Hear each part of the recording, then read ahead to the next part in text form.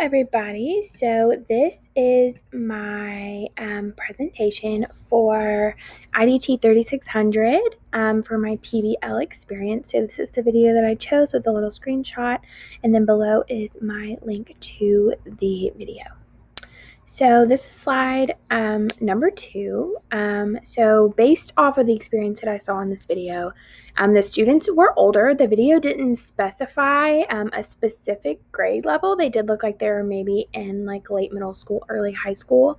The subject throughout this video varies. It does begin with biology, talking about the differences in males and females, and then it does move into a little bit of like ELA with reading and writing and stuff like that.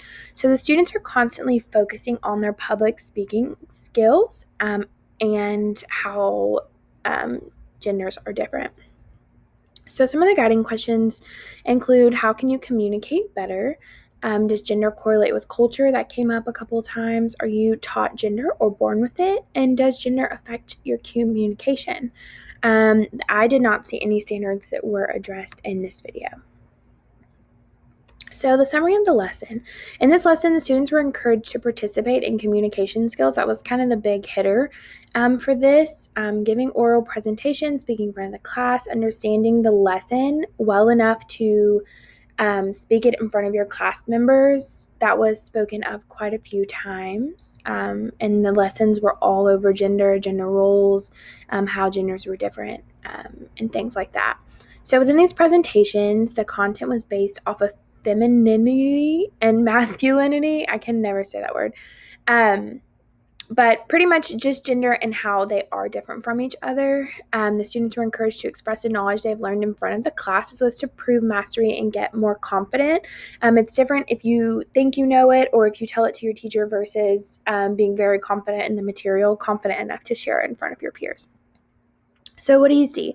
In this lesson, I see students who are actively engaged in the material. They're presenting in front of the class, teaming up to decipher words on the wall, which was done. In one activity, interacting with each other, listening to the teacher. The teacher was watching the students, having discussions with them, encouraging them to present, and most of all, modeling the material for the students to have a better understanding. The students did not use much technology. They mostly used pen, paper, markers, worksheets, different activities that the teacher had for them.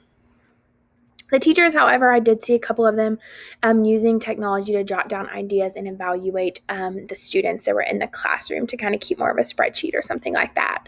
Mostly the students are participating individually, but there were a couple times where they were paired up in groups, or they were in bigger groups, in pairs, or just doing independent work. What do you think about that? The students were performing very well. They were engaged in the lesson that they were presenting. By presenting their findings, they were actively gaining more confidence in their public speaking.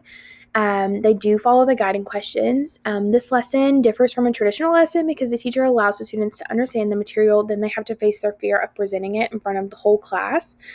Just because they know the information doesn't mean that they will automatically be willing to tell the whole class about it.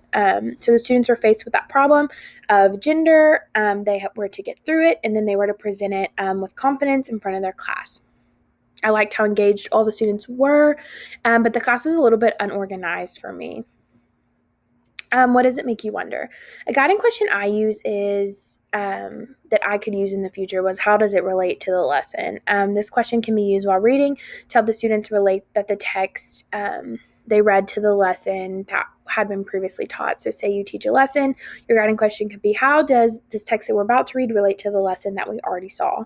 A problem could be the students don't understand the meaning of the text. So correlating it to the previous lesson would help. This is a simple example. In my classroom, I'd probably use something a little bit more thought-provoking. The students benefit from having specific questions to guide them through the lesson and provide thought-provoking ideas of higher-level thinking. The teacher can benefit from this because it gives her students better independently thinking and kind of gives her more time to prepare, and she's allowed to focus on what is important. So that is the end of my presentation.